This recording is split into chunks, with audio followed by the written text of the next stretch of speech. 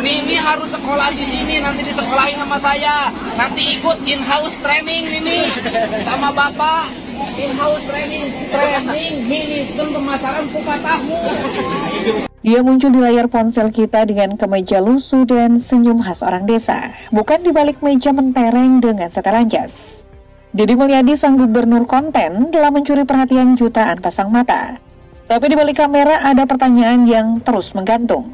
Bagaimana mungkin seorang anak miskin dari Subang bisa memiliki segalanya? Rumah mewah, puluhan properti, hingga koleksi antik yang harganya selangit.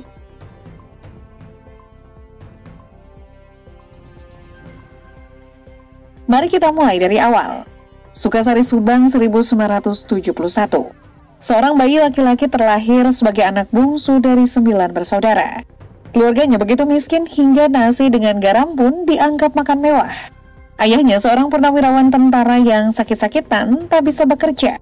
Ibunya seorang wanita tangguh bernama Kasiti, harus memikul semuanya dari aktivis Palang Merah sampai menjadi buruh tani demi sesuap nasi. Disinilah kisah Deddy kecil dimulai. Ia pernah menjual es mambo di pinggir jalan, menggembala domba hasil gadai cincin ibunya, dan belajar dengan penerangan lilin. Tapi di balik semua kesulitan itu ada tekad yang membara. Aku harus sekolah, mungkin begitu bisiknya setiap hari. Dan tekad itu membawanya merantau ke Purwakarta, kuliah hukum. Bukan dengan uang orang tua tapi dengan keringatnya sendiri. Jualan gorengan di pagi hari, jadi kuli angkut di siang hari, dan memotong kayu di sore hari. Malam harinya ia menyandang status sebagai mahasiswa sekaligus aktivis kampus yang vokal. Lompatan besar terjadi tahun 1999. Dari seorang kuli angkut, ia tiba-tiba duduk di kursi DPRD Purwakarta. Usianya masih sangat muda, tapi kepemimpinannya tak bisa dipandang sebelah mata. Hanya dalam 4 tahun, ia sudah menjadi wakil bupati termuda. Dan 5 tahun setelahnya, ia memimpin Purwakarta dengan gaya yang tak biasa, mengangkat budaya Sunda, membangun infrastruktur dengan cepat, dan tentu saja mulai sering muncul di layar-layar konser warga. Tapi di balik semua kesuksesan ini, rumah-rumah mewah mulai bermunculan, properti demi properti tercatat atas namanya. Koleksi barang antik yang nilainya tak terhitung, dari mana semua ini berasal? Apakah dari jerih payahnya selama ini? Atau ada cerita lain yang belum terungkap? Setiap orang punya sisi yang tak terlihat. Mungkin itu kalimat yang tepat untuk Deddy Mulyadi, dan kini baru saja menggaruk permukaannya saja. Tahun 2016 menjadi titik penting ketika Deddy Mulyadi terpilih secara aklamasi sebagai Ketua DPD Partai Golkar Jawa Barat. Namun 2 tahun kemudian, dunia politik memberinya pelajaran berharga. Kekalahan dalam Pilgub Jabar 2018 bersama pasangannya Deddy Mizwar. Tapi Deddy bukanlah orang yang mudah menyerah. Pada 2019, terpilih sebagai anggota DPR RI dari Dapil Jawa Barat 7, ia bergabung dengan Komisi 6 yang membidangi perdagangan, industri, dan investasi. Karir politiknya terus menanjak hingga pada Mei 2023, ia membuat langkah mengejutkan, pindah ke Partai Gerindra. Strategi itu ternyata jitu. Menjelang Pilkada 2024, Deddy maju sebagai calon gubernur Jawa Barat dengan dukungan koalisi besar Gerindra, Golkar, Demokrat, PAN, PSI, dan 9 partai non-parlemen. Upayanya berbuah manis. 20 Februari 2025, Deddy Mulyadi akhirnya dilantik sebagai Gubernur Jawa Barat oleh Presiden Prabowo Subianto, puncak dari perjalanan politiknya yang penuh liku. Di balik kesuksesan politiknya, kehidupan pribadi Deddy Mulyadi menyimpan cerita yang tak kalah dramatis. Dikenal sebagai suami dari Anne Ratna Mustika, Miss Purwakarta, Deddy sebenarnya telah melewati duka yang dalam. Sebelum menikah dengan Anne, ia pernah membina rumah tangga dengan Sri Setiawati yang meninggal dunia pada saat putra mereka, Maula Akbar, baru berusia 3 bulan. Anne kemudian menjadi ibu bagi Maula, membesarkannya tanpa pernah mengungkapkan rahasia itu selama lebih dari 20 tahun. Namun tak ada rahasia yang abadi. Setelah perceraian Deddy dan Anne pada 2023, kebenaran pun terungkap. Deddy membawa Maula berziarah ke makam ibunya, momen yang begitu mengharukan. Di media sosial, publik menyaksikan Maula menangis di pusara sang ibu mengenalnya untuk pertama kalinya. Kini Maula Akbar, anak yang dulu tak tahu asal-usulnya, telah tumbuh menjadi politisi muda. Lahir 4 November 1999, ia resmi dilantik sebagai anggota DPRD Jawa Barat pada 2 September 2024. Mewakili Dapil 10 dengan perolehan suara fantastis 400.478 suara. Di usianya yang masih muda, ia bertekad melanjutkan jejak sang ayah, fokus pada aspirasi generasi muda dan menulis babak baru dalam dinasti politik keluarga ini.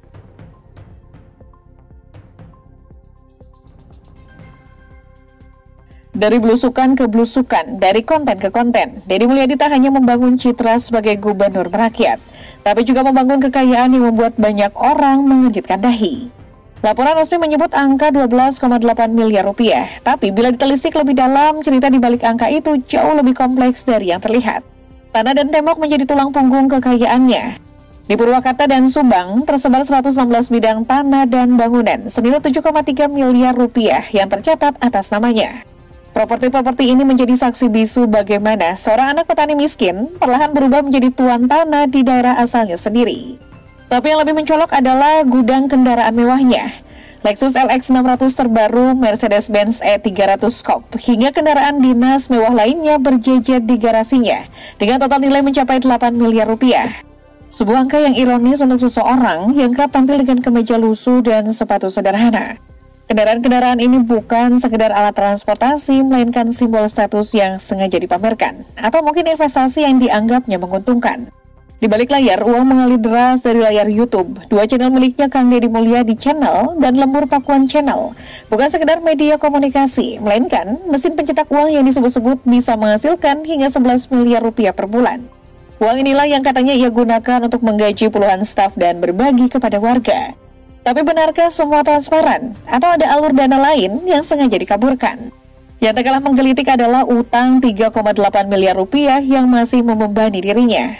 Sebagian besar untuk membiayai koleksi kendaraan mewahnya, sebuah paradoks yang sulit dijelaskan. Bagaimana seseorang bisa memiliki aset miliaran tapi tetap perlu berutang untuk memenuhi gaya hidupnya? Pertanyaan paling menggantung adalah asal-usul modal awalnya. Bagaimana mungkin seorang mantan kuli angkut dan penjual gorengan bisa memiliki puluhan properti dan kendaraan mewah? Apakah semua ini murni hasil kerja keras? Atau ada pintu-pintu lain yang membantunya mengumpulkan kekayaan secepat ini? Cerita kekayaan Deddy Mulyadi seperti dua sisi mata uang. Di satu sisi ia dikenal sebagai pemimpin yang dekat dengan rakyat. Di sisi lain ia adalah kolektor barang mewah yang tak sungkan memamerkan kekayaannya. Antara kesederhanaan yang ditampilkan dan kemewahan yang disembunyikan, mana yang sebenarnya wajah asli Deddy Mulyadi?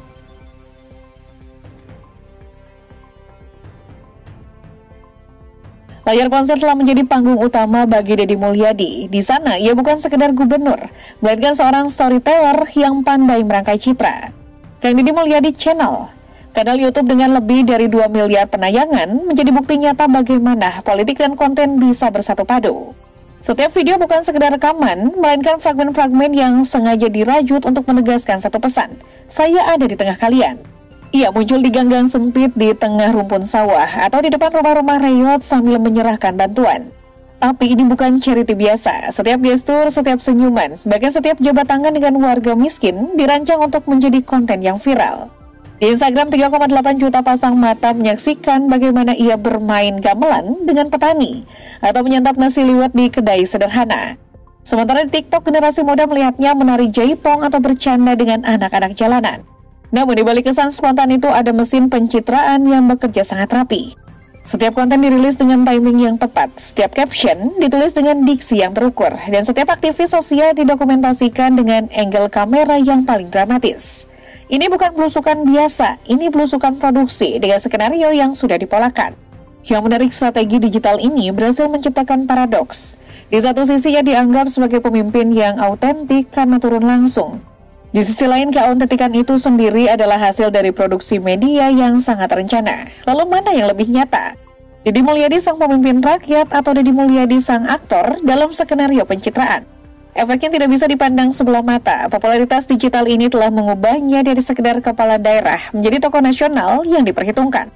Ketika politisi lain sibuk berdebat di parlemen, Deddy memilih berbicara melalui like, share, dan komen. Hasilnya, ia memiliki pasukan digital yang siap menyebarkan narasinya tanpa perlu membayar buzzer. Tapi ada pertanyaan yang mengendap. Apakah engagement di media sosial benar-benar mencerminkan kinerja? Atau sekedar ilusi kedekatan yang dirancang untuk pencitraan? Ketika kamera dimatikan, apakah bantuan itu benar-benar sampai? Atau hanya berhenti di pinggir frame untuk kepentingan konten?